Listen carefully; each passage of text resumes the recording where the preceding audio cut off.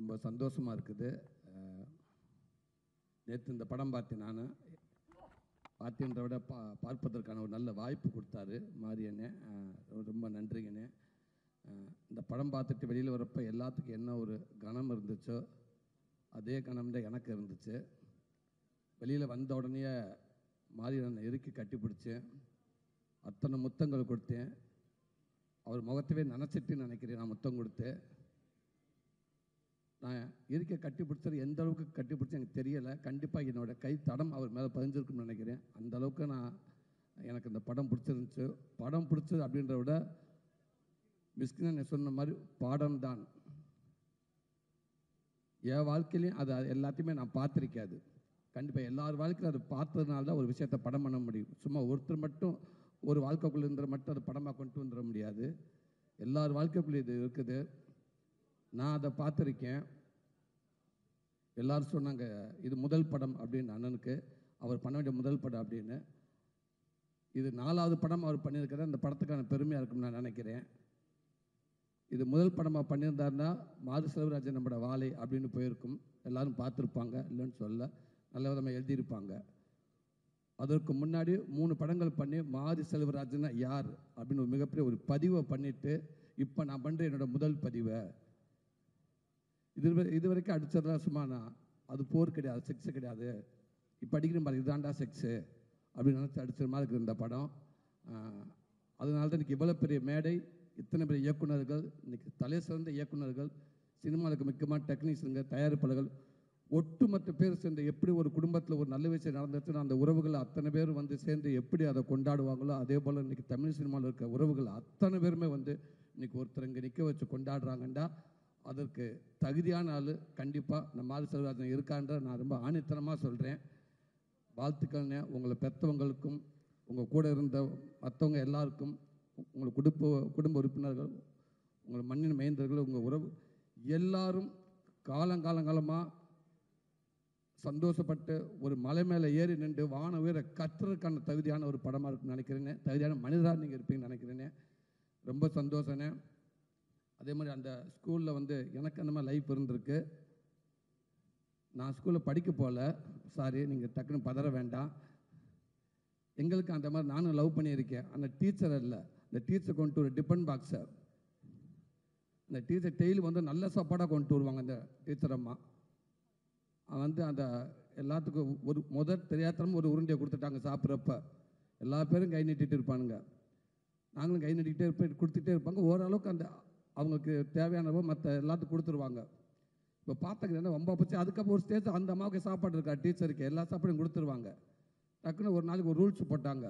பார், இந்த நம்ம இதில் சொல்கிற மாதிரி எவன் கிளாஸில் ஃபஸ்ட்டு அவன் தான் டான்ஸ் கிளாஸ் கலந்துக்கிறேன் அப்படின்ற மாதிரி எவன் 1லேருந்து 5க்குள்ள நல்ல மார்க் எடுக்கிறான்னு அவனுக்கு மட்டும்தான் உருண்டை அப்படின்ட்டாங்க. அதுக்கப்புறம் நமக்கு உருண்டைக்கு ரொம்ப தூரமாகிடுச்சு, சாப்பாடு ரொம்ப தூரமாகிடுச்சு. அப்புறம் டிஃபன் பாக்ஸ் திருட ஆரம்பிச்சிட்டா சேர்ந்து. இதுக்கப்புறம் அந்த அம்மா அந்த டீச்சர் டிஃபன் பாக்ஸை கொண்டு வரதே விட்டாங்க.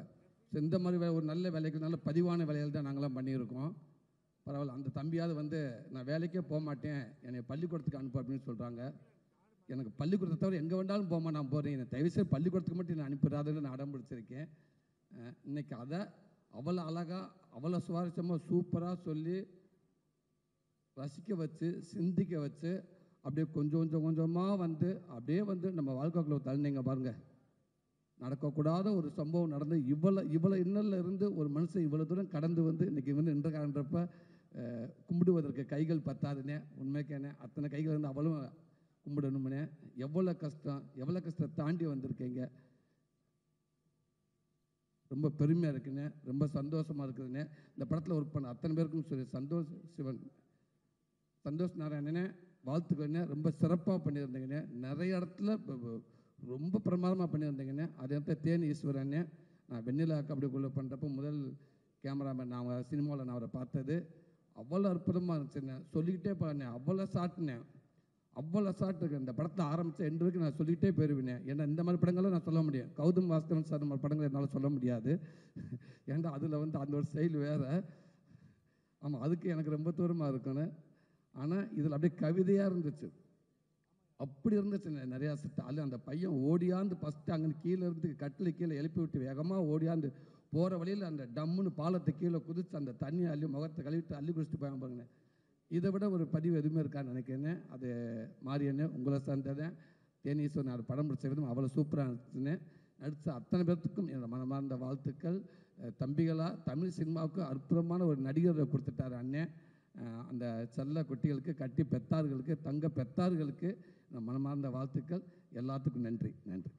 அவருக்கும் அந்த சின்ன பையன் அந்த 2 ஃப்ரெண்ட்ஸு பேசிக்கிறது, அவங்க ஸ்கூலுக்கு போகிறது, இங்கே அந்த நமக்கு ஸ்கூலுக்கு போகணுன்னாலே இங்கே போக மாட்டோம்ல, அந்த மாதிரி ஒரு ஜோனில் நான் இருந்தேன். ஏன்னா ஃபுல்லாகவே பாய் ஸ்கூலு, ஒரே மாஸ்டர்ஸ் அப்படி தான் சார் தான் இருப்பார் எப்போவுமே. மிஸ் எல்லாம் ஃபஸ்ட்டு வந்தவுடனே அங்கேயே போயிடும், அப்படியே பாஸ் ஆகிடுவாங்க. ஸோ இவர் வந்து கரெக்டாக அந்த டீச்சருக்காக ஸ்கூலுக்கு போகிறதெல்லாம் பார்க்கும்போது நமக்கு வந்து ஓகே ஏதோ நல்லபடியாக இருந்திருக்காரு அப்படின்னா. இப்போது மிடில் ஸ்கூல் முடிச்சிருப்பாருன்னு நினைக்கிறேன். இன்னும் ஹை ஸ்கூல் இருக்குது, ஹையர் செகண்டரி இருக்குது, காலேஜு, நிறைய டீச்சர்லாம் இருந்திருப்பாங்க. எதுவுமே சாதாரணமாக கடந்து போன மாதிரி தெரியல. பட் இதை இவ்வளோ சந்தோஷமாக இந்த மாதிரி நிறைய அந்த ஃபன் மூமெண்ட்ஸோடு இந்த படத்தை வச்சிருக்கிறது வந்து அந்த படத்தில் என்ன சொல்கிறது, ஒரு ஜென்ரல் ஆடியன்ஸுக்கு ஒரு என்டர்டெயின்மெண்ட் சென்டருக்காக இந்த படம் இருக்குமா, இல்லை ஃபுல்லாகவே வந்து ஒரு பதிவாக மட்டுமே இருக்குமா அப்படின்னு பார்க்கும்போது இந்த மாதிரி விஷயங்கள் வந்து அது இன்னும் கொஞ்சம் கமர்ஷியல் ஆடியன்ஸுக்கு மேபி நம்மள மாதிரி கொஞ்சம் ஃபன் எதிர்பார்க்குறாங்களே அவங்களுக்கு வந்து நிறையவே ஃபன் இருக்குது அது உள்ள. ஆனால் இது எல்லாமே நீங்கள் தான் பண்ணீங்களா? கொஞ்சம் அப்போ என்ன ஒரு 10 வயசு இருக்குமா? பையன் வயசா? அதான் பையன் டீச்சரே பார்க்குறான் திருப்பி. ஸோ இந்த மாதிரி இன்னும் நிறைய ஃபன் சைடும் இருக்குது. பட் அந்த படம் முடியும் போது தான் வந்து அதில் இவ்வளோ ஏன்னா அவர் என்ன மாதிரி விஷயம்லாம் எனக்கு தெரியாது. ஃபஸ்ட்டு இது ஆல்ரெடி புக்கில் எழுதியிருக்காருறாங்க. நம்ம எங்கே புக்கு படித்தது, நம்ம படித்த புக்கே டோட்டலாக வேறு. ஸோ அதில் எனக்கு தெரியாமல் பார்த்தா கடைசியில் அந்த அப்படி ஒரு எமோஷ்னல் லேண்டிங் அந்த படத்துக்கு இருக்காது. முடித்தோன்னே அதோட ரியல் ஃபோட்டோ பிக்சர் ஒன்று போட்டார். அப்போ தான் நமக்கு வந்து அந்த கொஞ்சம் ஹார்ட் வந்து இன்னும் ஹெவி ஆயிடுச்சு. ஏன்னா அது ரியலாக நடந்த சம்பவம், அதில் ஒரு ஆள் தான் இவர் அப்படின்றது எல்லாமே அதுக்கப்புறம் பின்னாடி தான் தெரிய வந்துச்சு. பட் அந்த சோகத்தோடையே வெளியில் வரும்போது திருப்பி நான் டீச்சருக்கே போயிட்டேன். அதனால் எனக்கு ஹாப்பியாகவே கட்டி பிடிச்சி நல்லா இருந்தது. ஸோ நம்ம வந்து இதில் போத் அந்த எமோஷ்னல் சைடும் இருக்கும், அதோட ஃபன் சைடும் இருக்கும். ஒரு நல்ல அந்த ஒரு ரொம்ப ரூட்டடாக அந்த காஸ்டிங்கெல்லாம் மாறாமல், ஏன்னா அந்த லாரியிலலாம் வந்து கும்பலாக நிறைய பேர் உட்கார வச்சிருக்காரு. எத்தனை பேர் உட்காருவாங்கன்னு தெரியாது. அது வேறு ரொம்ப ரியலாக இருக்கணும்னு பள்ளத்தில் இறக்கி லாரியை கவுத்துருவாரோன்னு எனக்கு ஒரு பயமாக ஒன்று வேறு இருந்துச்சு. அப்புறம் தான் யாருமே உட்கார மாட்டாங்க. இப்போ இந்த மாதிரி நம்ம ஜூனியர் ஆர்டிஸ்ட்லாம் கூப்பிட்டு உட்கார சொன்னால் அவங்க லாரியிலேருந்து அங்கேருந்து சாரி சொல்லிட்டு அந்த பக்கமாக கிளம்பிடுவாங்க. அது ரொம்ப நேச்சுரலாக இருக்கும். லாரி இப்படி போகுது அப்படி போகுது. அப்புறம் பார்த்தா ஃபுல்லாக சொந்தக்காரங்களே நிறைய பேரை வச்சு லாரியிலேயே கட்டி போட்டிருக்காருன்னு நினைக்கிறேன் மேலே. இல்லைன்னா அதுக்கப்புறம் சொன்னார், நானும் உள்ளே தான் உட்காந்துருந்தேன், அதனால் உங்களோட உங்கள் சொந்தக்காரங்க எல்லாம் தெளிவாக இருந்திருக்காங்க. ஸோ இந்த மாதிரி நிறைய விஷயம் இருக்குது. இன்னும் மாறி வந்து அவரோட இப்போ அந்த லைஃப், அவரோட பேக்ட்ராப் இதெல்லாம் பார்க்கும்போது நல்லா இன்ட்ரெஸ்டிங்காக இருக்குது. அதோட ஃபன் சைடும் இன்னும் நல்லா நீங்கள் எக்ஸ்ப்ளோர் பண்ணிங்கன்னா இன்னும் வந்து நல்லா இருக்கும்னு நினைக்கிறேன். சேம் இதே மாதிரி நிறைய படம் எடுங்க மாதிரி நிறைய கதை இருக்கும், தெரியுது, பார்த்தாலும் தெரியுது. ரொம்ப தேங்க்ஸ். கூப்பிட்டதுக்கு ரொம்ப சந்தோஷம். படத்தில் நடித்தவங்க எல்லாருமே ரொம்ப நல்லா நடிச்சிருந்தாங்க. இதை நான் சொல்ல வேணாம், இதெல்லாம் நிறைய எல்லாருமே சொல்லிட்டாங்க. எல்லா காலியான சேருமே அதெல்லாம் தாண்டி தான் இப்போ நான் ஒரு சேரை காலி பண்ண போகிறேன். ஸோ கூப்பிட்டதுக்கு எல்லாரும் ரொம்ப தேங்க்ஸ், நன்றி. ஒரே ஒரு கேள்வி மட்டும் உங்ககிட்ட. இப்போ மாரி சார் வந்து கிட்டத்தட்ட பார்த்துக்கிட்டிங்கன்னா ஒரு ஸ்டார்ட் கொடுத்துருக்காங்க, டிரெக்டர்ஸோட பயோகிராஃபி, அவங்களுடைய ஒரு குறிப்பிட்ட பருவம் வந்து அவர் எடுத்திருக்காங்க.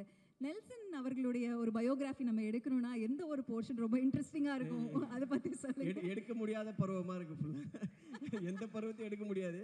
யாராவது எடுத்தா வேணா அது கொஞ்சம் நம்ம தான் அந்த கர்ச்சீஃப். ஆனால் எனக்கும் அந்த கர்ச்சீஃப் எடுக்கணும்னு தோணி இருக்கு. ஒரு நாள் கூட தைரியம் வந்ததில்லை. அப்படியே பார்த்துனே இருப்பேன். ஏன்னா பார்த்தாலே நம்மளை அந்த கிளாஸில் யார் இதை எடுத்திருப்பானாலே, யாரோ எடுத்திருந்தா கூட நம்மளை தான் பிடிப்பாங்க. அந்த மாதிரி இருக்கனால அந்த சைடே போகிறதில்ல. ஆனாலும் ரொம்ப தைரியம்ப்பா. அதை வச்சு புக்கில் வச்சு அவங்கக்கிட்டே மாட்டி. அந்த டீச்சரும் ரொம்ப நல்லவங்க. ஆக்சுவலாக நம்ம டீச்சர்லாம் வெளுத்துருவாங்க அங்கேயே. பரவாயில்ல, அந்த டீச்சரும் உனக்கு ஏற்றமா அந்த இதெல்லாம் கர்ச்சீஃப்லாம் கொடுத்து ரொம்ப சந்தோஷமாக இருந்துச்சு. தேங்க்யூ. நம்மளுக்கு எடுக்கவே முடியாது, எடுக்க முடியாதுங்களா? தேங்க்யூ. ஆக்சுவலி வந்து மாரி செல்வராஜ் மேலே இருக்கிற பொறாமையை விட ராம் சார் மேலே தான் எனக்கு அடிக்கடி பொறாமை இருக்கும். ஏன்னா ஒரு சினிமா பண்ணணுன்னு வந்துட்டு ஒரு அசிஸ்டன்ட் ரைட்டராக நம்ம வந்து தேடுறப்போ நம்ம மீட் பண்ணுற ஆளுங்கிட்ட எப்படியாவது நம்மளை பற்றி வெளிப்படையாக பேசிட முடியுமா, இல்லை இங்கே இருக்கிற சினிமா சூழலை வெளிப்படையாக நம்மளால் வந்து ஒரு டிஸ்கஷன் பண்ண முடியுமா, இது வரைக்கும் இருக்கிற தமிழ் சினிமா சூழல் என்ன மாதிரியான படம் எடுத்துகிட்ருக்கு, யாரை பற்றி எடுத்துகிட்ருக்கு, இதில் நான் எங்கே இருக்கிறேன் அப்படின்றத வந்து நம்ம ஒரு சினிமா பர்சன்கிட்ட, சினிமா டைரக்டர்கிட்ட, இல்லை வந்து தயாரிப்பாளர்கிட்ட வந்து நம்மளால் பேசிட முடியுமா அப்படின்ற பல கேள்விகள் இருக்குது. நான் அசிஸ்டன்ட் டைரக்டராக என்னுடைய லைஃப்பை வந்து நான் ஸ்டார்ட் பண்ணுறப்பவே வந்து என்னுடைய படங்கள் என் லைஃப்பை பற்றி தான் பேசணும் அப்படின்றது தான் என்னுடைய இலக்காக இருந்தது. நான் அதனால தான் சினிமாவுக்குள்ளேயே வந்தேன் நான். பட் ஆனால் சினிமாவுக்குள்ளே வந்து நான் அந்த என்ன சொல்கிறது, இந்த ரீடிங், அப்புறம் வந்து சிறுபத்திரிக்கை படிக்கிறது, இல்லை வந்து இங்கே இருக்கிற மாஸ்டர்ஸை பற்றி பேசுகிறது, ஆல்ரெடி வந்து படம் பண்ண மாஸ்டர்ஸை பற்றி பேசுகிறது, ஒரு சென்சிட்டிவான இல்லை வந்து ஒரு ஃபிலிம் மேக்கிங்கை பற்றி டிஸ்கஸ் பண்ணுறது அப்படின்ற ஒரு ஏரியாவே வந்து தேடி தேடி கண்டுபிடிக்க வேண்டிய இடமா தான் இருந்தது ஆக்சுவலி. அப்படியே வந்து என்னென்னா ஒரு காமனாக இல்லை வந்து வேர்ல்ட் சினிமா பற்றி பயங்கரமாக பேசலாம். இங்கே இருக்கிறவங்க நிறைய பேசலாங்க, அந்த சினிமா பாரடைஸை பற்றியோ இல்லை லைஃப் இஸ் பியூட்டிஃபுல் பற்றியோ இல்லை எல்லாத்தையும் பற்றி நம்ம வந்து பயங்கரமாக பேசலாம், சிலாகிக்கலாம், அதுக்கான ஸ்பேஸ் இருந்தது. லிட்ரேச்சரில் கூட வந்து தலித் சினிமாவை பற்றி டிஸ்கஸ் பண்ணுறதுக்கு வந்து ஒரு ஸ்பேஸ் இருந்தது ஆக்சுவலி. ஆனால் தமிழ் சினிமாவில் இருக்கிறவங்க கிட்ட வந்து அந்த ஸ்பேஸ் இருந்ததான்னா டெஃபினட்டாக இல்லை அப்படின்னு தான் நினைக்கிறேன். ஏன்னா அப்படி பேசுகிறதே வந்து இங்கே ஒரு அது எப்படி இருந்ததுன்னு எனக்கு தெரியல, எனக்கு ஒரு அனுபவமும் இல்லை. நான் ஒர்க் பண்ண இடத்துலையும் சரி, நான் கடந்த இடத்துலையும் சரி, நான் ஒரு ஃபஸ்ட்டு படம் பண்ணி முடிக்கிற வரைக்குமே எனக்கு வந்து யாரையும் நான் அப்படி கண்டுபிடிக்கவும் இல்லை, யாரையும் நான் பார்க்கவும் இல்லை ஆக்சுவலி. அப்போ வந்து என்னுடைய திரைப்படங்களில் வந்து நான் ஃபஸ்ட்டு வந்து ஒரு ஸ்கிரிப்ட் எழுதி முடிச்சுட்டு அதில் வந்து அம்பேத்கர் ஜெயந்தி, அம்பேத்கர் விழாவை கொண்டாடுவதை பற்றி ஒரு எழுதியிருந்தேன். அதை எழுதி நான் ஸ்கிரிப்ட் சப்மிட் பண்ணுறப்போ வந்து அந்த பேஜ் மட்டும் கிழிச்சிட்டு கொடுங்க, ஏன்னா இங்கே இருக்கிற தயாரிப்பாளர்கள் வந்து அதை விரும்ப மாட்டாங்கன்னு சொன்னாங்க. ஸோ அதனாலேயே நான் என்ன பண்ணேன்னா, எந்த தயாரிப்பாளரையும் நோக்கி நான் போகவே இல்லை. அதாவது பாப்புலராக இருக்கிற தயாரிப்பாளர்கிட்ட நான் போகவே இல்லை, பாப்புலரான ஹீரோ கிட்ட நான் போகவே இல்லை. ஃபஸ்ட்டு நான் போகணும்னு நினச்ச ஒரே ஹீரோ தனுஷ் தான். ஆனாலுமே எனக்கு என்னென்னா வந்து நான் போயிட்டு தனுஷ்கிட்ட போயிட்டு அவர்கிட்ட வந்து நான் இப்படி ஒரு கதை சொல்ல போகிறேன், நான் இப்படி ஒரு கதை வச்சுருக்கேன், நான் இங்கேருந்து வந்திருக்கிறேன், ஸோ இந்த மாதிரி ஒரு கதை சொல்ல போகிறேன் நான் சொல்கிறதுக்கு கூட எனக்கு வந்து தைரியமே கிடையாது. ஏன்னா இங்கே வந்து ப்ராக்டிஸே இல்லை, மாடலே இல்லை. சரி, இதை எப்படி ஹேண்டில் பண்ணுறதுன்னு எனக்கு தெரியல. அதனால் நான் என்ன சொன்னேன்னா, நான் என்ன நினச்சேன்னா, புது ப்ரொடியூசர்களை நோக்கி நகர்ந்தேன். படமே பண்ணாத ஆட்கள் கிட்ட போயிட்டு நம்ம வந்து பேசலாம், படமே பண்ணாத ஆட்களை நம்ம வந்து மீட் பண்ணலாம். ஸோ அப்படி ட்ரை பண்ணி தான் நான் வந்து ஒரு ப்ரொடியூசரை வந்து கண்டுபிடிச்சேன். அதுக்கு முன்னாடி நிறைய பேர் நான் மீட் பண்ணேன், நிறைய பேர்கிட்ட பேசினேன், நிறைய பேர் வந்து கதை கேட்டாங்க, சில பேர் வந்து இதை புரிஞ்சுக்கிட்டாங்க. நிறைய இடங்களை நான் மறைச்சி தான் நான் வந்து சொல்ல வேண்டியதாக இருந்தது. ஆனால் என்னோடய திரைப்படம் எடுக்கிறப்போ நான் வந்து இதை நான் மறைக்காமல் நான் யாருன்றது வந்து சொல்லணும் அப்படின்றது வந்து ஒரு பெரிய வாண்டிங் எனக்குள்ளே இருந்தது. ஸோ நான் அப்படி தான் என்னுடைய திரைப்பயணத்தை வந்து நான் ஆரம்பித்தேன். ஆனால் ராம் சார் மாதிரி ஒரு டிரெக்டரு, அவர்கிட்ட நான் ஒர்க் பண்ணியிருந்தேன்னா ஒரு வேளை வந்து இன்னும் வந்து பயங்கரமாக வந்து என்னுடைய பாலிடிக்ஸை இன்னும் வந்து வெளிப்படையாக ஃபர்ஸ்ட் படத்துலேயே வந்து பயங்கரமாக பேசுறதுக்கான ஒரு வாய்ப்பு வந்து எனக்கு கிடைச்சிருக்கோம் அப்படின்னு நான் நினைக்கிறேன். அதை வந்து உண்டாக்கி கொடுத்த உங்களுக்கு, மாரி செல்வராஜுக்கு உண்டாக்கி கொடுத்த உங்களுக்கு, மாரி செல்வராஜுக்கு மட்டும் இல்லை, உங்கள் கிட்ட இருக்கிற ஒர்க் பண்ணுற எல்லா அசிஸ்டன்ட் டைரக்டருக்கும் உண்டாக்கி நீங்கள் கொடுத்துருக்குறீங்க. அண்ட் வந்து ரொம்ப ரொம்ப சந்தோஷம். ஏன்னா ரொம்ப சாதாரண விஷயம் கிடையாது. ஒரு டைரக்டர் வந்து தான் கிட்ட இருக்கிற பசங்களை வந்து படிக்க வைக்கிறது, படிப்பை நோக்கி நகர்த்துறது, அண்ட் வந்து படிப்பு மட்டும் இல்லாமல் நிறைய சாகச வேலையை செய்ய வச்சிருக்கிறீங்க அவனை. அண்ணா வந்து நிறைய சொல்லியிருக்கான், அந்த தமிழ் தேசிய இயக்கம் அதுக்குள்ளெல்லாம் பூந்து பாம்பு அடிச்சுது அப்படி இல்லை, அது ஒரு கதைன்னு வச்சுக்கல. ஸோ ரொம்ப சந்தோஷமாக இருந்தது. ஒரு வயலண்ட்டாக, அதாவது என்னென்னா ஒரு சொசைட்டிக்காக வந்து ஒரு புஷ் பண்ணி நீங்கள் போங்கடா, இறங்குடா, நில்லுங்கடான்றது இருக்குல்ல. ஸோ அண்ட் அவர் தான் ஃபஸ்ட்டு மாரி என்கிட்ட அனுப்பிச்சார். ஏன்னா மாரி என்கிட்ட வரதுக்கு முன்னாடி மெட்ராஸ் படத்து மேலே அவனுக்கு ஒரு டிஃப்ரெண்ட் ஒப்பீனியன் இருந்தது. அந்த மாரி கேரக்டர், அதில் ஒரு மாரி கேரக்டர், அவனை எதுக்கு நீங்கள் அப்படி பண்ணீங்க, ஏன்னா தலித் கேரக்டரே இங்கே வந்து பண்ணுறதே இல்லை, நீங்கள் ஒரு மாறின்ற கேரக்டர் வந்து அப்படி பண்ணியிருக்க வேண்டிய அவசியம் இல்லைன்னு சொல்லிட்டு அவனுக்கு டிஃப்ரெண்ட் ஒப்பீனியன் இருக்குன்னு அப்படி தான் அவர் பேசவே அனுப்பிச்சார். எனக்கு நல்லா தெரியும், ஞாபகம் இருக்குது. ஸோ அப்படி தான் மாரி செல்வராஜை நான் வந்து பார்த்தேன். மாரி செல்வராஜும் நானும் மீட் பண்ணேன். மாரி செல்வராஜ் சொன்ன கதை வந்து எனக்கு ரொம்ப பிடிச்சிருந்தது. அப்படி தான் நான் வந்து ஆரம்பித்தேன். ஸோ நான் என்ன சொல்ல வரேன்னா, ஏன் இந்த ஸ்பேஸ் ரொம்ப முக்கியமாக இருக்குது, ஏன் நம்ம இந்த சினிமாக்களில் இதை பேசியே ஆகணும், இதை பேச வேண்டிய தேவை என்ன இருக்குது அப்படின்றத வந்து கடந்த ஒரு 10-12 ஆண்டுகளாக நம்ம வந்து தொடர்ந்து இதை வந்து பேசிகிட்டே இருக்கிறோம், ஃபைட் பண்ணிட்டே இருக்கிறோம். ஆனால் இது வரைக்கும் அதுக்கான நியாயம் கிடைச்சதா, இல்லை இதை பேசுறது சரிதான் அப்படின்னு எல்லாரும் ஒத்துக்கிட்டாங்களா, ஏன் இந்த சினிமாவில் நீங்கள் வந்து பேசி தான் ஆகணுமா, ஏன் பேசுகிறீங்க, அப்படியெல்லாம் ஒன்றும் அவசியம் இல்லை. எப்பெல்லாம் வாய்ப்பு கிடைக்கிறப்பெல்லாம் ட்ரோல் பண்ணுறதுக்கான நிறைய விஷயங்கள் வந்து இங்கே இருக்கிற ரசிகர்களும் இங்கே இருக்கிற தமிழ் சினிமாவில் இருக்கிற ஆட்களும் வந்து நிறைய பேர் உருவாக்கி கொடுத்துட்டே இருக்கிறாங்க. அதை வந்து இங்கே பாப்புலராக விவாதிக்கிற இடத்துலையும் வந்து ரொம்ப புகழ்பெற்றிருக்கு. எப்படி வந்து எங்களுடைய திரைப்படங்கள் வந்து இங்கே கொண்டாடப்படுதோ அதே அளவு மிக மோசமாக விமர்சிக்கப்படுகிறது, மிக மோசமான வார்த்தைகளை கொண்டு ட்ரோல் பண்ணவும் படுது. ஆனால் இதுக்காகலாம் நம்ம பயந்துருவோம்னா பயப்பட, சின்ன வயசுலேருந்து 1008 பிரச்சனையை பார்த்து பார்த்து பார்த்து வளர்ந்து வந்து நிற்கிறான்னா இதெல்லாம் சாதாரணமான விஷயம் எங்களுக்கு. நான் தான் சொல்கிறேன், நான் மாரி செல்வராஜ் மாதிரிலாம் எனக்கு தைரியம்லாம் கிடையாது. மாரி செல்வராஜ் அவனோட பெயின் அவனால் சொல்ல முடியுது, நான்லாம் சொல்லவே முடியாது. என்னால் எனக்கு சொல்கிற தைரியமும் கிடையாது. ஏன்னா வந்து நான் ஃபஸ்ட்டு முடிவு பண்ணதே வந்து என் பெயினை நான் சொல்லக்கூடாது. என்னுடைய இந்த சமூகம் எனக்கு உருவாக்கி கொடுத்த இறுக்கத்தை, இந்த சமூகம் என் மேல் சுமத்திய அந்த சுமையை வந்து நான் வேறு யார் மேலேயும் சுமத்திடக்கூடாதுன்னு சொல்லிட்டு நான் வந்து தப்பிச்சு அப்படியே ஓடுவேன். ஏன்னா எனக்கு அது பயம், எனக்கு ரொம்ப பயம் எனக்கு. ஏன்னா எங்கள் அப்பா அம்மா பேசுகிற சீன் எடுத்தாலே நான் பயங்கர எமோஷனல் ஆகிடுவேன். என் அப்பாவும் அம்மாவும் உட்காந்து ஒரு சீனை வந்து நடிக்க, அந்த மாதிரி ஒரு சீனை நான் எழுதிட்டேன். லைக் அட்டகத்தி படம் எடுத்துகிட்டு ஒரே ஒரு சீன் எடுத்ததுக்காக தான் நான் பயங்கர சந்தோஷப்பட்டேன். அது என்னென்னா எங்கள் அப்பாவுக்கு வந்து எங்கள் அம்மா ஊட்டுவாங்க. அதில் அவருக்கு அப்பாவுக்கு வந்து அம்மா வந்து ஊட்டுவாங்க சாப்பாடு வந்து அப்பா அவர் பிடிச்சிட்டு வந்து கத்திட்டே இருப்பார். அம்மா உட்கார வச்சு வந்து அப்படியே சாப்பாட்டை கலக்கி வந்து வாயில் ஊட்டுவாங்க.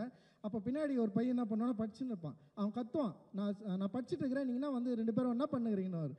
அப்போ அம்மா வந்து அவன் பையனை திட்டுவாங்க, ஆடனா நீ படித்தோடனே கீழே வேணா அப்படின்னு சொன்னோடனே வந்து உடனே அப்பா வந்து அம்மாவை அடிக்க போவார். அதாவது பையன் படிக்கிறான், அவனை எதுவும் சொல்லக்கூடாது, பச்சாதான் கடவுள்ன்னுவார். எங்கள் அப்பா அடிக்கடி அந்த டைலாக் என்கிட்ட சொல்லுவார். ஸோ அந்த சீனை எடுத்ததுக்காக நான் போய்ட்டு உட்காந்து அழுதுனேன் நான். ஏன்னா வீட்டில் நடக்கிற ஒரு எமோஷ்னலாக ஒரு சின்ன விஷயம் அதை எடுக்கிறதுக்கே என்னால் வந்து முடியாது. ஆனால் மாரி செல்வராஜ் வந்து அவனுடைய ஃபர்ஸ்ட் படத்தில் வந்து ரொம்ப பெயினான ஒரு படத்தை எடுத்துட்டா. நான் கேட்டேன், டேய் இவ்வளோ பெயினாக ஒரு படம் எடுக்கிறியோ, ஓகேவாடா, உன்னை சுற்றி இருக்கிறவங்களாம் அவங்க என்னடா சொல்ல போகிறாங்க அப்படின்னு நான் கேட்டேன் நான். பட் ஆனால் வந்து அவனுக்கு அதை எடுத்து காட்டுறதில்ல, எடுத்து பார்க்குறதில்ல, அதை வந்து மக்கள்கிட்ட வந்து ப்ரெசென்ட் பண்ணுறதில்ல. அவனுக்கு ஒரு பெரிய ஒரு வேட்கை இருக்குது. அந்த வேட்கையுடைய ஒரு தொடர்ச்சியாக தான் அவனுடைய படங்களை நான் பார்க்குறேன், அவனோட ஒர்க் ஆஃப் ஆர்ட்டை நான் பார்க்குறேன். அண்ட் வந்து மாரி செல்வராஜுக்கு இருக்கிற பெரிய பலமே கதை சொல்கிறது தான் நான் நினைக்கிறேன். ஒரு கதையை எவ்வளவு எளிமையாக சொல்ல முடியும் அப்படின்றது தான்.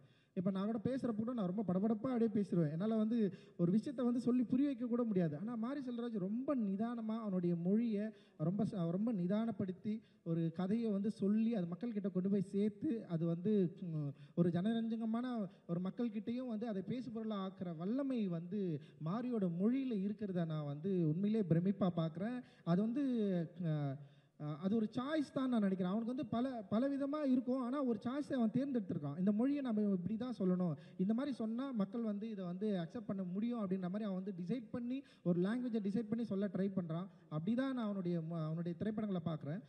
பரியரும் பெருமாளாக இருக்கட்டும், கர்ணனாக இருக்கட்டும், அப்புறம் வந்து மாமன்னன், இப்போ பண்ணிட்டு இருக்கிற வந்து இப்போ வாழை, அண்ட் வந்து பைசன் முதல் கொண்டு வந்து அவனுடைய லாங்குவேஜை ஒவ்வொரு படத்துலையும் வந்து கொஞ்சம் கொஞ்சமாக அப்படியே உயர்த்திட்டு வந்து அப்படியே மாறி மாறி வந்து ஒரு இடத்துல வந்து நிற்கிறான் அப்படின்னு தான் எனக்கு வந்து தோணுது.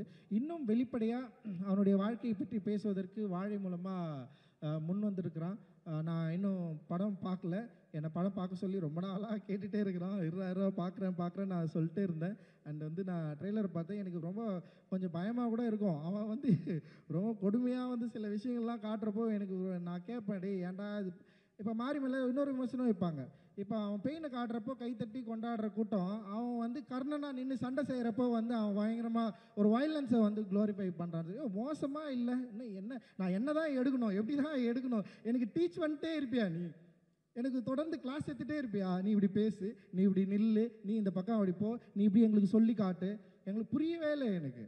அப்போ ஒரு மொழியை ஒரு திரைப்படத்தை எப்படி சொல்லணுன்றத அவன் முடிவு பண்ணுறான். ஒரு படைப்பாளனா அவன் முடிவு பண்ணுறான். அப்போ ஒரு படைப்பாளன் முடிவு பண்ணுறப்ப மிகப்பெரிய ஒரு கொடூரத்தை நீங்கள் நிகழ்த்துறீங்க. என்ன நிகழ்த்துறீங்கன்னா வந்து பரியரும் பெருமாள் தான் நல்ல படம், கர்ணன் அவரை மாமனெல்லாம் என்ன மொக்க படமா எனக்கு தெரில. எனக்கு பரியரும் பெருமாள் ரொம்ப சூப்பரான படம். அதுக்கப்புறம் எனக்கு வாழை தான் பிடிக்கும். ஏன் அப்போ கர்ணன் ஏன் உனக்கு பிடிக்கல? ஏன்னா அவன் திருப்பி அடிக்கிறான். திருப்பி அடித்தா அவனுக்கு பிடிக்காதா? ஏன் திருப்பி அடிக்கிறான்? என்ன பிரச்சனை அங்கே நடந்துட்டுருக்கு? ஏன் அவன் வாய்ஸ் வந்து ரைஸ் பண்ணுறான்? ஏன் வந்து அந்த ரைஸ் பண்ணுறதுக்கான சூழலை இந்த சமூகம் வந்து அவனுக்கு உருவாக்கி கொடுத்துருக்கு? இந்த கேள்வியை நீ உன்கிட்ட எப்போ கேட்டுக்க போகிற? ஸோ அந்த கேள்விக்கான பதிலை நீ தேடாமலே வந்து உனக்கு ரொம்ப ப்ரிவிலேஜாக, ரொம்ப சொஃபஸ்டிகேட்டடாக உன்னை வந்து துன்புறுத்தாமல் உன் நெஞ்சை அப்படியே வருடி, ஓகே நீ வந்து என்னை இப்படி கொடுமைப்படுத்திருக்கிற, அதனால் நான் இவ்வளோ கவலைப்படுறேன் அப்படின்றத நான் வந்து உனக்கு சொல்கிறது மூலமாக நீ ஓகே சூப்பர்ப்பா, இது நல்லா இருக்குப்பா அப்படின்ற ஒரு கம்ஃபர்ட் ஜோன்லேயே நான் படம் எடுக்கணுமா அப்படின்றது தான் இங்கே ரொம்ப முக்கியமான கேள்வியாக இருக்குது. அந்த கம்ஃபர்ட் ஜோனை உடச்சி தான் அவன் கர்ணன் எடுத்தான், அந்த கம்ஃபர்ட் ஜோனை உடச்சி தான் அவன் மாமன்னன் எடுத்தான். அண்ட் இப்போ திரும்பவும் வாழை எடுக்கிறது கூட அவனோட கம்ஃபர்ட்டில் தான் எடுக்கிறான். உங்களுக்காகவோ இல்லை வந்து நீங்கள் வந்து திரும்பவும் வந்து இந்த படத்தை வந்து பயங்கரமாக பரியரும் பெருமாள் மாதிரி இந்த படம் இருக்குது அப்படின்னு பாராட்டுறதுக்காகவோ எடுத்ததாக நான் நினைக்கல. அவனுடைய விருப்பத்தின் அடிப்படையில், அவனுடைய எண்ணத்தின் அடிப்படையில், அவனுடைய ஒர்க் ஆஃப் ஆர்ட் வந்து அவனை உந்துது. இந்த காலகட்டத்தில் இந்த சூழலில் இந்த படத்தை நீ எடுக்கணும்னு சொல்லிட்டு இப்போ எப்படி பாலுமகேந்திரா சாருக்கு வந்து ஒரு அழியாத குளங்கள் எப்படி இருந்ததோ அது கிட்டத்தட்ட வந்து ஒரு ஒரு என்ன சொல்கிறது, ஒரு பயோகிராஃபி, ஒரு ஆட்டோபயோகிராஃபியோட இருக்கலாம் அப்படின்ற மாதிரி என்னுடைய யோசனையாக இருக்காது. ஸோ அந்த மாதிரி வந்து வாழையாக இருக்கலாம். என்னை பொறுத்த வரைக்கும் மாரி செல்வராஜர் எல்லா படமும் ஆட்டோபயோகிராஃபி தான். என் படம் எல்லா படமும் ஆட்டோபயோகிராஃபி தான். அட்டகத்திலிருந்து என்னுடைய வாழ்க்கையை நான் திரைப்படமாக எடுத்துகிட்டே இருக்கிறேன். என் அப்பாவது எடுத்தேன், தாத்தாவது எடுத்தேன், இதுக்கு முன்னாடி எடுத்தேன், அதில் எல்லாமே என்னுடைய ரூட் இருக்குது. ஸோ அப்படி தான் நான் இதை நினைக்கிறேன். ஸோ இந்த படம் வந்து அந்த அளவில் மக்கள்கிட்ட வந்து ஒரு பெரிய வரவேற்பை பெறும்னு நான் நினைக்கிறேன். ஆனால் மாரி செல்வராஜ் இருக்கிற மாதிரி வேறு லெவலில் எல்லா டைரக்டருக்கும் படம் காட்டி வேறு வழியில் நீங்கள் இதை பேசி தான் ஆகணும்னு சொல்லிட்டு பேச வச்சு ரொம்ப ரொம்ப ஆச்சரியமாக இருக்குது. எனக்கு ரொம்ப கூச்சமாக இருக்கும் யாருக்காவது மெசேஜ் பண்ணி கேட்குறதுக்கு கூட வந்து அவங்க ஏதாவது நம்ம படம் பார்த்துட்டு நல்லா இருக்கா நல்லா இல்லையா அட்லீஸ்ட் வந்து ஒரு விமர்சனம் சொல்லுவாங்க கூட நம்மளாம் எதிர்பார்த்துருக்கேன். நான் ஒரு அட்டகத்தி படத்துக்கு அப்புறம் வந்து நான் இவ்வளோ படம் எடுத்துருக்கேன்னு வச்சிங்களேன். ஒரு சின்னதாக வந்து நம்ம படம் நமக்கு பிடிச்ச இயக்குனர்கள் கூட சொல்கிறேன், ஒரு சின்னதாக ஒரு நல்லா இல்லைன்னு கூட சொல்லிட்டோம், எனக்கு பிரச்சனையே இல்லை, இப்பா இந்த படம் எடுத்துருக்கப்பா எனக்கு பிடிக்கலப்பா நீ இப்படி பண்ணியிருக்கலாம்ப்பா அப்படின்னு ஒரு சின்ன டிஸ்கஷன் கூட இங்கே யாரும் அவ்வளோ ஈஸியாக வந்து இங்கே தயாராக இல்லை. ஆனால் தம்பி என்ன பண்ணிட்டான்னா எல்லா டைரக்டருக்கும் வலிச்சு படத்தை போட்டு நீங்கள் இந்த படத்துக்கு வந்து கருத்து சொல்லியே ஆகணும்னு சொல்ல வச்சு அண்ட் வந்து ரொம்ப சந்தோஷமாக இருக்குடா இதை பார்க்குறதுக்கு. ஏன்னா படைப்பை பார்க்க வேண்டிய தேவை இருக்குது. ஏன்னா இங்கே வந்து ரொம்ப ஈஸியாக இருக்குல்ல, ஒரு படம் இந்த படம் பார்க்கலாம் இல்லை பார்க்க வேணான்றது வந்து ஸ்கிப் பண்ணுறதுக்கு ரொம்ப ஈஸியான ஒரு சாய்ஸை நம்ம வந்து இங்கே இருக்கிற காலநிலை, இந்த சூழல், அப்புறம் அவங்களுடைய ஒர்க் ப்ரெஷர் வந்து உருவாக்கி வச்சிருக்கு. ஸோ அது என்ன ஆகுதுன்னா வந்து விமர்சன மதிப்பீட்டில் வந்து ஒரு ஒர்க்கை வந்து வேல்யூ பண்ணாமல் ஒரு ஒர்க்கை பார்க்காமலே வந்து அதை வந்து இல்லை நான் பார்க்கல அப்படின்னு சொல்லிட்டு ஒதுங்கி போகிறது இருக்குல்ல. ஸோ அது இங்கே நடக்குது. நான் இல்லைன்னு சொல்ல, எல்லா படங்களும் எல்லா டைரக்டரும் அப்படின்னு நான் சொல்லலை. சில பேர் வந்து நம்ம விரும்புகிற ஆட்கள் அப்படி இருக்கிறத நம்ம வந்து பார்க்க முடியுது. ஸோ அது எனக்கு சில டைம் வந்து கொஞ்சம் யோசனையாக இருக்கும். ஆனால் இந்த படத்தை வந்து அவன் என்ன பண்ணுறான்னா அதாவது தத்துவங்கள் பால் ரைட்டு தப்பு அப்படின்லாம் இல்லை. இங்கே ரைட்டு லெஃப்ட்டு அது மாதிரி எதுவுமே இல்லாமல் எல்லா டைரக்டர்கிட்டையும் காட்டி இந்த படத்தை வந்து அவங்களுக்கு என்ன உணர்வை உருவாக்கி கொடுத்துருக்கு அப்படின்றத வந்து அவன் காட்டினது, அவங்க பார்க்க வச்சது அப்படின்றது ரொம்ப முக்கியமானது. பார்க்கணும், படத்தை பார்க்கலன்னா இந்த லைஃப் என்னன்றதே வந்து எல்லோருக்கும் தெரியாமல் போகும்ல. நிறைய பேர் வந்து நம்ம வந்து படம் பார்க்குறதே இல்லை அப்படின்றது தான் இங்கே ஒரு பிரச்சனையாக இருக்குது. ரொம்ப அது சொல்ல வேணாம்னு நினைக்கிறேன், சரி ஓகே விட்டுருங்க. ஏன்னா ஒரு டைரக்டர் தான் ரொம்ப பிடிக்கும், ரொம்ப நாளாக பாருங்க அவர் என்ன பண்ணுறாருன்னா படம் பார்த்துட்டாரு, ஆனால் அந்த நான் உன் படம் பார்த்துட்டேன்னு கூட சொல்ல மாட்டேன்றாரு அவர். ஆனால் அவர் ஏன்னா எனக்கு நல்லா தெரியுது, எனக்கு அவங்க கூட படம் பார்த்தவங்களே என்கிட்ட சொல்கிறாங்க. பட் ஆனால் அந்த டைரக்டரே உட்கார பார்க்க வச்சு அவர் ஒன்று பார்த்து எடுத்து போட்டிருக்கான், சமமாட்டுறது. ஸோ இது மாதிரியெல்லாம் நிறைய வேலைகளை வந்து பண்ணியிருக்கிறான்.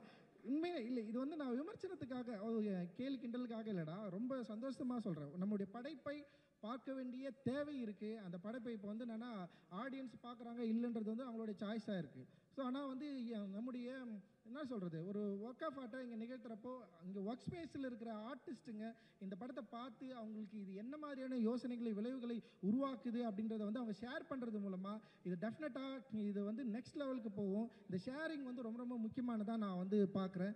அந்த வகையில் வந்து நிறைய பேர் வந்து அவங்களுடைய வித்தியாசமான உணர்வுகளை வந்து வெளிப்படுத்தினாங்க. குறிப்பாக அழகம்பெருமாள் வந்து பயங்கர எமோஷ்னலாக பேசினார். ரொம்ப அந்த மொழியில் அவர் இந்த படத்தை வந்து கனெக்ட் பண்ணிக்கிற விதத்தை வந்து அவர் வந்து பேசினது வந்து நான் பயங்கரமாக மூவ் ஆனேன். அண்ட் டெஃபினட்டாக வந்து அதே மாதிரி மக்களுக்கும் வந்து இந்த படம் வந்து ஒரு பெரிய ஒரு மகிழ்ச்சியையும் ஒரு கொண்டாட்டத்தையும் இதே பெயினையும் வந்து கொடுக்கும் அப்படின்னு வந்து நான் ரொம்ப சாலிடாக வந்து நம்புகிறேன். அண்ட் இந்த படத்தில் நடிச்சிருக்கிற எல்லாருக்குமே என்னுடைய வாழ்த்துக்கள். குறிப்பாக கலையரசனுக்கு வர நிறைய பாராட்டுகள்லாம் இங்கே வந்து கிடச்சிது. And thank you. கலையரசன் ஜெயிக்கிறதா இல்லை கலையரசன் வந்து நல்லா நடிச்சிருக்கிறான்னு நீங்கள் கேட்டாலே ரொம்ப சந்தோஷமாயிடும். அண்டு தேங்க்ஸ் கலை, நீ வந்து பயங்கரமாக நிறைய பேர்கிட்ட நல்ல பேர் வாங்கணும் அப்படின்றது வந்து என்னுடைய விருப்பம். அண்ட் ஹாட் ஸ்டாருக்கு வந்து என்னுடைய பெரிய மகிழ்ச்சி. அண்ட் நிறைய கூடவே இருந்திருக்காருன்னு நான் கேள்விப்பட்டேன். அண்ட் வந்து பிரதீப்க்கு ரொம்ப நன்றி. அண்ட் எல்லாருக்குமே வந்து மிகப்பெரிய நன்றி அண்ட் மகிழ்ச்சி. அண்ட் ராம் சாருக்கு என்னுடைய மிகப்பெரிய நன்றிகள் சார். நவி ப்ரொடக்ஷன் பேர் மறந்துட்டேன், திவ்யாவுக்கு வந்து ரொம்ப நன்றிம்மா, தேங்க்ஸ்மா, வாழ்த்துக்கள்மா. தொடர்ந்து நிறைய படம் பண்ணுங்கம்மா, நிறைய உங்கள் ப்ரொடக்ஷனில் நிறைய படம் பண்ணி இதே மாதிரி சென்சாரில் வந்து உன் பேரே வாங்கி நீயே ரிலீஸ் பண்ணு, நிறைய பணம் சம்பாரி, சந்தோஷமா இரு. தேங்க்யூம்மா, தேங்க்ஸ், நன்றி. நாள் ஆகஸ்ட் மாதம் வந்து தமிழ் சினிமாவுடைய மிக முக்கியமான மாதம்னு நினைக்கிறேன். ஆகஸ்ட் 2ஆம் தேதி ஒரு படம் ரிலீஸ் ஆச்சு, ஜமா. பருதி இளவழகன் ஒரு ஃபஸ்ட் ஃபிலிம் டைரக்டர், அவரே நடிச்சிருக்காரு. ஒரு எக்ஸ்ட்ராடனரி நடிப்பு, அந்த வட்டார வழக்கு அதுவும் ரொம்ப ரூட்டில் இருந்து வந்துச்சு. ஆகஸ்ட் 15 நம்ம ரஞ்சித்தோட தங்கலான் தமிழில் முதல் மேஜிக்கல் ரிலீஸ் சினிமா. அந்த ஸ்லாங்கு, அது எழுதப்பட்ட விதம். இப்போ 23 வினோத் ராஜோட கொட்டுக்காளி மதுரை ஸ்லாங், அதே 23 என்னோட மாரி செல்வராஜோட வாழை திருநெல்வேலி ஸ்லாங். ஸோ இந்த மாதத்தில் ரிலீஸ் ஆகக்கூடிய 4 படமும் வட்டார வழக்கில் முக்கியமான 4 படமும் வட்டார வழக்கு பேசக்கூடிய படமாக இருக்குது. தமிழ் சினிமா இந்திய சினிமாவிலிருந்து ரொம்ப தூரம் விலகி ரொம்ப வேகமாக முன்னேறிட்டு இருக்கிற அடையாளம் தான் அந்த 4 படமும் நான் நம்புகிறேன். இந்த 4 படத்தில் நடித்த நடிகர்கள் எல்லாருமே, அது தங்களால் நடித்த விக்ரம் சார் ஆனாலும் சரி, ஜமால் நடித்த பருதி இளவலகன் ஆனாலும் சரி, வாழையில் நடித்த இந்த சிறுவில் ஆனாலும் சரி, கொட்டுக்காலில் நடித்த சூரியன் ஆனாலும் சரி, 4 பேருமே அது நடித்த எல்லா நடிகர்களுமே, வாழையில் மட்டும் எல்லாரும் நல்லா நடிக்கல, தங்களால் யாரை பார்த்தா நடிச்சிட்டே இருக்காங்க. எப்படின்னே புரியல. ஜமாவுக்கு போனால் ஜமாலையும் நடிக்கிறாங்க. இவங்கெல்லாம் யாரும் கோலம்பாக்கத்துக்கே வரல, எல்லாரும் அவங்கவுங்க ஊரில் வேறு இருக்காங்க. ஸோ இது வந்து ஒரு மேஜிக்கல் மூமெண்ட் ஆஃப் தமிழ் சினிமானே சொல்லலாம் இந்த ஆகஸ்ட் மாதத்தை. அதில் மாரி செல்வராஜோட வாழை வந்து நிற்குது. அதை பாராட்டுவதற்கு கிட்டத்தட்ட இந்த வாழை மாநாடு மாதிரி இருந்துச்சு எனக்கு. ஒரு மொத்த இயக்குநர்களும் வந்து நிற்பதுங்கிறது மிக மகிழ்ச்சி. இன்னும் சொல்ல போனால் தமிழ் சினிமாவில் மட்டும்தான் திரும்ப திரும்ப நடக்குதுன்னு நினைக்கிறேன். எந்த இண்டஸ்ட்ரியில் நடக்குதான்னு தெரியல. நைட் 12 மணி வரைக்கும் எல்லா டைரக்டரும் உட்காந்து இன்னொரு டைரக்டர் படத்தை பாராட்டுறதுங்கிற இந்த அபூர்வமான செயல், லைக் அதனால் நம்ம தமிழ் இண்டஸ்ட்ரியில் இருக்கிறதுல எனக்கு தெரிஞ்சு தமிழ் இலக்கிய உலகத்தில் இந்த மாதிரிலாம் பாராட்டிக்குவாங்கன்னு எனக்கு தெரில, இல்லை மித்த இண்டஸ்ட்ரியில் பாராட்டுறாங்கன்னு தெரில. சினிமாவில் தொடர்ந்து இது நடந்துகிட்டே இருக்குது. ஏன்னா எனக்கு தெரிஞ்சு வந்து லைக் ஒரு நல்ல பீரியடில் நம்ம எல்லோரும் இருக்கோம். அதை உருவாக்கி கொடுத்துருக்கிற எல்லாத்துக்குமே நன்றி. அண்ட் மாரி செல்வராஜ், எல்லா டைரக்டர்ட்டையும் ஒன்று கேட்பாங்க, உங்களுடைய முதல் படம் எது, முதல் காதல் எது, நீங்கள் படித்த முதல் புத்தகம் எது, இது எல்லாத்துலையும் ஒரு முதல் இருக்கும். ஆனால் உங்களுடைய முதல் உதவியாளர் யாருன்னு கேட்கவே மாட்டாங்க. உங்ககிட்ட வந்து முதல்ல உங்களை டைரக்டராக நம்பி சேர்ந்த அசிஸ்டன்ட் இருப்பான்ல, நம்ம டைரக்டர் ஆகிறதுக்கு முன்னாடி அப்படி ஒருத்தர் இருந்தார். அவர் பேர் தான் மணி. நான் அப்போ டைரக்டராகவே ஆகலை, நான் ஒரு அசிஸ்டன்ட் டைரக்டர். நான் படம் பண்ணுவேன்னான்னு தெரியாது. எனக்கு தெரிஞ்சு முதல்ல நான் டைரக்டர் ஆகினா எனக்கு நம்பிக்கை கொடுத்து அந்த அசிஸ்டன்ட் தான். அவர் பேர் மணி. அவர் கோவில்பட்டி. அண்ட் ஒரு ராவான ஒரு லைஃப் உள்ளவர். அந்த மணி தான் ஒரு நாளைக்கு மாரி செல்வராஜ் என்கிட்ட கூப்பிட்டு வந்தார். எனக்கு தெரிஞ்சு மணி ரெக்கமெண்ட் பண்ண ஒரே ஆள் மாரி செல்வராஜ் மட்டும்தான். அண்ட் ஒரு நாள் கொண்டு வந்தார். கட்டளத்தமிழ் ஆஃபீஸு, ஒரு மஞ்சள் கலர் லைட்டு, கசகசான ஒரு இருட்டு, இவனும் பயங்கரமாக இருப்பான். அண்ட் சொன்னால் இது அப்போது நான் வந்து ஒரு டைரக்டர் தான், நம்ம கையில் எதுவுமே இல்லை, இவரை வேலைக்கு சேர்த்துக்கணுங்கிறான். நம்மளே முதல் படம் பண்ணிகிட்டு இருக்கோம். இல்லை நீங்கள் சேர்த்து தான் ஆகணும் அப்படின்னு சொன்னான். அப்படி தான் மாரி செல்வராஜ் வந்து என் வாழ்க்கையில் வந்தான். அப்படி மாரி செல்வராஜை எனக்கு அறிமுகப்படுத்திய, மாரி செல்வராஜை சினிமாவிற்குள் கொண்டு வந்த அந்த மணிக்கு ரொம்ப நன்றி. அண்ட் அதுக்கப்புறம் கட்டளை தமிழில் நடித்தான். ஆஃபீஸ் பாயாக வந்து அசிஸ்டன்ட் டைரக்டர் ஆகி நடிகனாகவும் ஆகிட்டான். கட்டளை தமிழ்ங்கிற காட்டார் என் கூட இருந்து எல்லாத்தையும் அடிச்சுட்டு போயிடுச்சு. மிச்சம் இருந்தது மாரி செல்வராஜ் மட்டும்தான். ஏன்னா 2007 அந்த படம் அக்டோபர் 5ஆம் தேதி வந்தப்போ அந்த படத்தை நினைவில் வச்சுக்கிறது யாருமே தயாராக இல்லை. கூட வேலை பார்த்தாங்க எல்லோரும் போயிட்டாங்க. போகிறதுக்கு வழி இல்லாமல் இருந்தானான்னு தெரில, ஆனால் இருந்துட்டான். ஸோ அப்போ இருந்து இப்போ வரைக்கும் கூட இருந்துகிட்டே இருக்கான். என்ன படம் பண்ணாலும் அவன் அசிஸ்டன்ட் தான். நான் இப்போ கூப்பிட்டாலும் வந்து வேலை செஞ்சு தான் ஆகணும் அவன். அண்ட் கட்டளை தமிழ்லேருந்து தங்க மீன்கள் வந்து 6 வருஷம். நம்ம எல்லா படமும் 6 வருஷம் 5 வருஷம் கேப் தான். அண்ட் 2013 இதுக்கு நடுவில் என்ன ஆச்சுன்னா என்ன பண்ணுறதுனே தெரியல. டெய்லி என்ன பண்ணுறது, ஆஃபீஸில் உட்காந்துட்டு. அப்போ வந்து இந்த பிளாக் ஸ்பாட்லாம் ஸ்டார்ட் ஆகுது. அப்போ காட்சின்னு ஒரு பிளாக் ஸ்பாட் பண்ணோம். அதில் எல்லாத்தையும் எழுதலாம் அப்படின்னு முடிவு பண்ணோம். அப்போ எங்கூட இருந்த நிறைய ராஜுகள் எழுதினாங்க. மாரி செல்வராஜ், சாம்ராஜ், கணேஷ்ராஜ், பல ராஜுகள் எழுதினாங்க. இந்த இப்போ கொடைமடம் நாவல் எழுதியிருக்க சாம்ராஜ் காட்சியில் எழுத தொடங்கினார். அற்றவைகள் நிரம்பியல்ங்கிற நாவல் எழுதின யமுனா அதில் தான் முதல்ல அவங்கள தொடங்கினாங்க. நம்ம திரு மணியரசனுடைய மனைவி லட்சுமி அம்மாவோட பயோகிராஃபி அதில் தான் தொடங்கணும். மாரி செல்வராஜ் அதில் தான் எழுதி பழக ஆரம்பித்தான். அப்படி எழுதி பழகினால கிடச்சது தான் திவ்யா. காட்சியில் படித்த ஏதோ ஒரு கதையை பார்த்து, அப்படி தானே இல்லையா, அப்படி தான் என்கிட்ட சொன்னால், அது உண்மையானு தெரில. அந்த கதையை பார்த்து எனக்கு தெரியாமல் என் ஆஃபீஸில் என் இன்டர்நெட்டில் சேட் பண்ணி தொடங்கின காதல் தான் மாரி செல்வராஜ் திவ்யா காதல். அண்ட் திவ்யா மாரி செல்வராஜனுடைய வாழ்க்கையில் மிக முக்கியமான ஒன்று நான் நினைக்கிறேன்.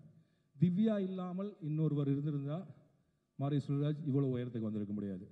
ரொம்ப நன்றி திவ்யா. மாரி செல்வராஜை ஒரு மனைவியாக இருந்து பார்க்காமல் மாரி செல்வராஜை எழுத்தாளராகவும் இயக்குனராகவும் பார்த்து அதற்கு பிறகு கணவனாக பார்க்கிற உன் மனதிற்கு என்னுடைய நன்றிகள். அண்ட் ஸோ அப்படி காட்சி மூலிமா திவ்யா, அதோட முக்கியம் திவ்யாவோட அம்மாவை நான் பாராட்டணும். ஏன்னா மாரி செல்வராஜ் திவ்யாவை காதலிச்சப்போ மாரி செல்வராஜுக்கு எந்த அறிமுகமும் கிடையாது. ஆனால் அவங்க அம்மா நம்பினாங்க. அவங்களுடைய காதலை அவங்க வீடு அவன் டைரக்டர் அதுக்கு முன்னாடியே ஒத்துக்குச்சு. கூட இருந்த சொர்ணா நம்னா அந்த குடும்பமே அவன் பின்னாடி நின்றுச்சு. இதற்கெல்லாம் பின்னாடி இன்னொருத்தங்க இருக்காங்க. திருநெல்வேலியில் ஸ்ரீவைகுண்டத்துலேருந்து கொஞ்சம் தள்ளி என் சொந்த ஊர்லேருந்து இந்த பக்கம் ஆற்றுக்கு இந்த பக்கத்தில் இருக்கக்கூடிய மாரிஸ்வராஜோடைய அண்ணன்கள். அவனை அடித்து வளர்த்த பெரிய அண்ணன். ஆக்சுவலாக இன்னும் அதெல்லாம் பயோகிராஃபியில் வரல. அவன் பெரிய அண்ணன் தான் இவனை புத்தகம் படிக்க வச்சான். அவன் பெரிய அண்ணன் தான் அவனுக்கு ஆனந்த விடன் வாங்கி கொடுத்தான். அதே ஆனந்த விடன் தான் பின்னாடி அவன் தொடர் எழுத போகிறான். அப்போ யாருக்குமே தெரியாது. அப்புறம் இந்த படத்தில் டீச்சராக நடிச்சிருக்க 2வது அண்ணன், அப்புறம் அவனை எப்போதும் நேசிக்கிறவன் அக்கா, அப்புறம் அவங்க பின்னாடியே இப்போ பயங்கரமாக நிற்கிறவங்க ஊர். இப்படி ஒருத்தவங்களும் மாரி செல்வராஜனுடைய இந்த இடத்துக்கு முக்கியமாக காரணமாக இருக்காங்க. அதெல்லாம் ஒன்று முக்கியமாக நான் என்ன நினைக்கிறேன், அந்த படத்தில் எல்லாரும் அந்த டீச்சர் மீது அந்த ஒரு விடலை பையனுக்கு வந்த அந்த ஒரு பெரும் அன்பை பிரியத்தை திரும்ப சொல்லிட்டே இருந்தாங்க. அரசு பள்ளிகளில் அப்படிப்பட்ட ஆசிரியர்கள் இருப்பதனால தான் மாரி செல்வராஜால் வர முடிகிறது. அன்னைக்கு அந்த டீச்சர் அவனை போய் ஒரு கம்ப்ளைண்ட் கொடுத்துருந்தாலோ, அவனை வந்து தவறுதலாக புரிஞ்சிருந்தாலோ அதோடு அந்த வாழ்க்கை நின்றுருக்கும். அண்ட் ஸோ அந்த அரசு பள்ளி ஆசிரியர்கள் அங்கே இருக்கக்கூடிய டெமோக்ரஸி எனக்கு புரியவே இல்லை. எனக்கு இன்றைக்கி கூட ஒரு ஸ்கூலில் போய் அது பெரிய பிரச்சனை ஆயிரும்னு நினைக்கிறேன். அப்போது எவ்வளோ ஏன்னா எல்லார் வாழ்க்கையிலும் ஒரு ஆசிரியரும் இருந்துகிட்டே இருக்காங்க. ஸோ மாரி செல்வராஜனுடைய வாழ்க்கையில் அந்த ஆசிரியையின் மீது அப்படி சொல்லக்கூடாது நினைக்கிறேன். அந்த கதாபாத்திரத்தினுடைய வாழ்க்கையில் அந்த ஆசிரியையின் மீது பிரியம் வரலைன்னா ஒருவேளை அந்த லாரிக்கு கீழே இறந்து போன அந்த 19 பேர்ல மாரி செல்வராஜ் இருந்திருக்கலாம். ஒரு ஆசிரியை ஒரு மாணவன் மீது கொண்ட அக்கறை, ஒரு அரசு பள்ளி ஒரு நடனத்திற்கும் கலை நிகழ்ச்சிகளுக்கும் கொடுக்கக்கூடிய ஒரு அக்கறை, ஒரு படிப்பு கொடுக்கக்கூடிய அக்கறை, ஒரு படிக்கக்கூடிய மாணவனை அவனை வந்து போற்றணும்னு நினைக்கிறது. அதை விட முக்கியமாக அதில் ஒரு டீச்சர் கேட்பாங்க, என்னடா அவங்க கழுத்து வலிக்குதா வாழையை சுமந்துன்னு. இது வரைக்கும் தமிழ் சினிமாவில் டீச்சர்னா கோவமாக திட்டுறவங்களா இருக்கிறப்ப வாழையில் வரக்கூடிய எல்லா டீச்சர்ஸுமே ரொம்ப அன்பாகவும் கனிவாகவும் இருக்காங்க. அது குறிப்பாக அந்த டீச்சர் பேசினது வந்து ஒரு டீச்சர் வந்து தன்னுடைய மாணவர்களை வாழை சுமக்க வைக்கிறாங்களே அவங்களுடைய கவலை இருக்குல்ல. ஸோ ஏதோ ஒரு விதத்தில் பள்ளிக்கூடமும் அரசு பள்ளிக்கூடம் வந்து இப்படிப்பட்ட நிறைய மாணவர்கள் பின்னாடி நின்றுருக்குங்கிறது இந்த படம் சொல்லுது. ஸோ காட்சியில் எழுதியாச்சு, இதாகிடுச்சு. இப்போ அதை வந்து கிட்டத்தட்ட ஒரு 20 கதை கிட்ட எழுதிட்டான்னு நினைக்கிறேன்ல. 20 கதை எழுதிட்டான். அவனுடைய மிகப்பெரிய வாசகராக வண்ணதாசன் மாறிட்டார். அப்போ வந்து இதை புத்தகமாக போடலாம் அப்படின்னு அப்போ நான் திருவண்ணாமலையில் இருக்கக்கூடிய பவாசலத்துறை சைலஜாக்கா அப்படி கேட்டப்போ அவங்க வம்சியில் வந்து தாமிரபரணியில் கொல்லப்படாதவர்கள்ங்கிற அந்த முதல் தொகுப்பு வருது. அண்ட் அதுக்கப்புறம் குறிப்பாக நான் ஒருத்தர் நன்றி சொல்லணும், ரா கண்ணன் ஆனந்தவிடனோட எடிட்டராக இருந்தார். அப்போ 2006 நினைக்கிறேன். நான் அப்போ போயிட்டு நான் சொல்கிறேன், இந்த மாதிரி வட்டியும் முதல்ல முடிய போகுது, ராஜமுருகனோட வட்டியும் முதல்ல முடிய போகுது, மாரி செல்வராஜுக்கு ஒரு தொடர் கொடுங்க, அவன் வாழ்க்கையில் சொல்வதற்கான ஒரு கதைகள் இருக்குது அப்படிங்கிறப்போ ஒரு 15 நிமிஷம் தான் டைம் எடுத்தார், எழுதட்டும்னு சொல்லிட்டு. அப்படி அன்னைக்கு கண்ணன் எடுத்த முடிவும் அதற்கு ஆனந்தவிடன் கொடுத்த உற்சாகமும் அந்த மறக்கவே நினைக்கிறேன் ஆனந்தவிடனில் கொண்டு வந்து எந்த அண்ணன் படுறான்னு அடித்து ஆனந்தவிடன் வாங்கி கொடுத்தானோ அதே ஆனந்தவிடனில் மாரி செல்வராஜ் மறக்கவே நினைக்கிறேன் எழுத தொடங்கினா. அதில் எழுதிய பல விஷயங்கள் இந்த கதைக்குள்ளே இருக்குது. அந்த பசியோட ஒரு நாள் முழுக்க அலைந்த அந்த சிறுவன் அந்த கதையிலிருந்து தான் வரான். ஸோ இந்த இப்படி உருவான இந்த கதையை இவன் கிட்டத்தட்ட எழுதின முதல் ஸ்கிரிப்ட் இது நான் நினைக்கிறேன். வாழை நான் பண்ண வேண்டாம்னு சொன்னேன். முதல் படமாக இதை பண்ணியிருந்தானா எனக்கு கற்ற தமிழ் எடுத்து என்ன ஆச்சோ அதே தான் அவனுக்கு அது ஆயிருக்கும். ஸோ நான் மாரி செல்வராஜ் வந்து எப்படி ஜெயிக்கணும்னு நினச்சேன்னா, வணிக ரீதியாக பெரும் கதாநாயகர்களை உருவாக்கி ஒரு தயாரிப்பு நிறுவனத்தை உருவாக்கி அப்படி ஜெயிக்கணும்னு நினச்சா அது இன்றைக்கி நடந்திருக்குன்னு நான் நம்புகிறேன். நான் என்னுடைய உதவி இயக்குநர்கள் நினைக்கிற எல்லாத்தையும் சொல்கிறது என்னென்னா, பெரிதிலும் பெரிது கேள், இதை தான் நான் மாரி செல்வராஜ் திரும்ப சொல்லிட்டே இருப்பேன். அது கேட்பதற்கான எல்லா உரிமையும் அவனுக்கு இருக்குது, கேட்பதற்கான வாழ்க்கை இருக்குது, அதை கேட்டாக வேண்டிய கட்டாயம் இந்த சமூகத்துக்கு இருக்குது. அதனால் மாரி செல்வராஜ் இன்னும் பெருசாக கேட்கணும், பெருசாக கேட்டுகிட்டே இருக்கணும்னு நான் நினைக்கிறேன். அண்ட் இப்படி எழுதின அந்த 2006 எழுதப்பட்ட இந்த மறக்கவே நினைக்கிறேன் இன்னைக்கு வாழையாக மாறி அதில் இருந்தக்கூடிய ஒரு பீஸ் ஆஃப் லைஃப் இன்னைக்கு சினிமாவுக்கு வருதுன்னா அது பிரதீப் சார் இல்லாமல் இல்லைன்னு நினைக்கிறேன் நான். பிரதீப் சார் ப்ளீஸ் மேடைக்கு வாங்க, should come to the stage, நீ வரணும். And Naran please. ஏன்னா செல்வம் வந்து இந்த கதையை பண்ணலான்னு சொன்னப்போ நான் நரனுக்கு தான் சொன்னேன், நரன் இந்த கதை நல்லா இருக்கும் நீங்கள் கேளுங்கன்னு. இப்போ பிரதீப் சார் கதை கேட்டார், கேட்டு உடனே பண்ணுறேனார். ஒருவேளை அன்னைக்கு டிஸ்னி ஹாட் ஸ்டார் வாழையை தயாரிப்பதற்கு சம்மதிக்கவில்லை எனில் வாழை உருவாவதற்கு இன்னொரு 5 வருஷம் கூட ஆயிருக்கலாம். ஸோ மிகப்பெரிய வாழ்த்துக்கள் சார். டிஸ்னி ஹாட் ஸ்டார்லேருந்து வாழை மாதிரி ஒரு படத்தை நிச்சயமாக சமூகம் எதிர்பார்த்துருக்க மாட்டாங்க. அப்படிப்பட்ட மாற்றத்தை கொடுத்தது லயலா காலேஜும் எங்கள் டைரக்டர்னு சொன்னீங்க பாருங்கள், அதில் ரொம்ப நன்றி.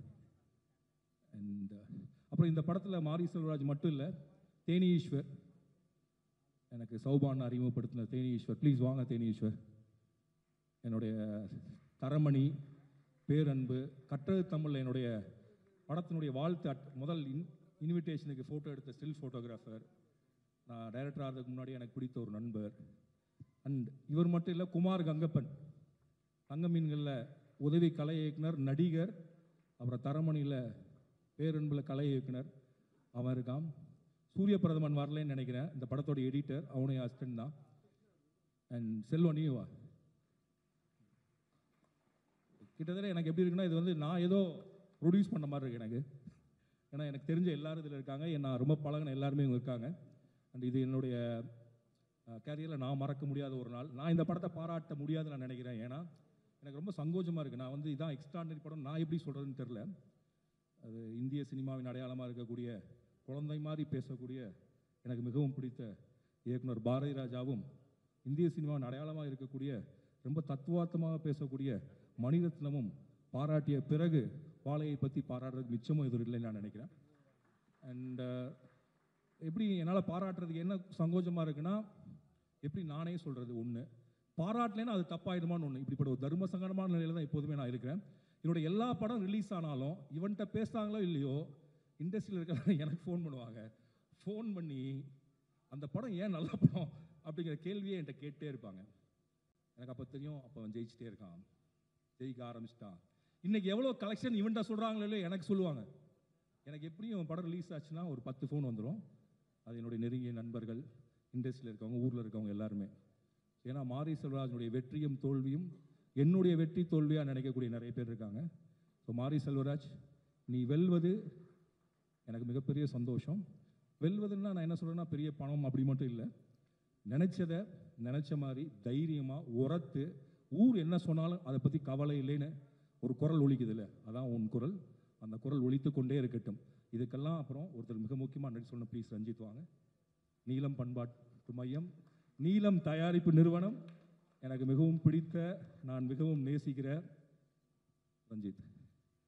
ஏன்னா மாரி செல்வராஜ் வந்து பரியேறும் பெருமாள் ஸ்கிரிப்ட் பண்ணோன்னா நான் ரஞ்சித் தான் ஃபோன் பண்ணேன். ரஞ்சித் இப்படி ஒருத்தங்க இருக்காங்க, நீங்கள் கதை கொஞ்சம் கேளுங்கன்னு. அப்போ ரஞ்சித் அப்போ ப்ரொடக்ஷன் கம்பெனி ஆரம்பிக்கிறதா இல்லை, நான் சொன்னேன் ஒரு கம்பெனி ஆரம்பித்து படத்தை ஆரம்பிங்க அப்படின்னு சொன்னேன். அப்போ ரஞ்சித் அன்னைக்கு தொடங்கினதான் நீலம் தயாரிப்பு நிறுவனம். முதல் படம் பரியேறும் பெருமாள். அன்னைக்கு தொடங்கிய ரஞ்சித் அந்த ஓட்டத்தை தொடர்ந்து ரைட்டர், எத்தனை படங்கள். அண்ட் உங்களுடைய நீலம் தயாரிப்பு நிறுவனம் கொடுக்கக்கூடிய அந்த வகைமையான படங்களுக்கு மிக்க நன்றி ரஞ்சித். நீங்கள் இல்லாமல் மாரி செல்வராஜனுடைய பயணம் இந்த இடத்த வந்து சேர்ந்திருக்காது. அண்ட் நீங்கள் 2 பேரும் இணைந்து இன்னும் மென்மேல் இப்போ அடுத்தது இது பண்ணிட்டு இருக்கீங்க பைசன், இன்னும் நீங்கள் 2 தொடர்ந்து நிறைய விஷயங்கள் செய்யணும். எப்படி நீலம் தயாரிப்பு நிறுவனம் நிறைய படங்களை உலகத்துக்கு கொடுத்துட்ருக்கோம், அதே மாதிரி நவி ஸ்டூடியோஸ் நிறைய படங்களை கொடுக்கணும். And Divya, please come to the stage. Divya தான் அதனுடைய மொத்த கதாநாயகி. அண்ட் உங்களுக்கெல்லாம் குறிப்பு, திவ்யாவும் ஒரு டீச்சர். கடைசியில் செல்வம் கல்யாணம் பண்ணது ஒரு டீச்சர் தான். அண்ட் இவர்கள் ஏன் இவங்களெல்லாம் இருக்க சொன்னால், இவங்க இல்லாமல் இந்த வாழை இல்லை. இங்கே இருக்கக்கூடிய ஒவ்வொருவரும் வாழையினுடைய பின்னாடி இருக்காங்க.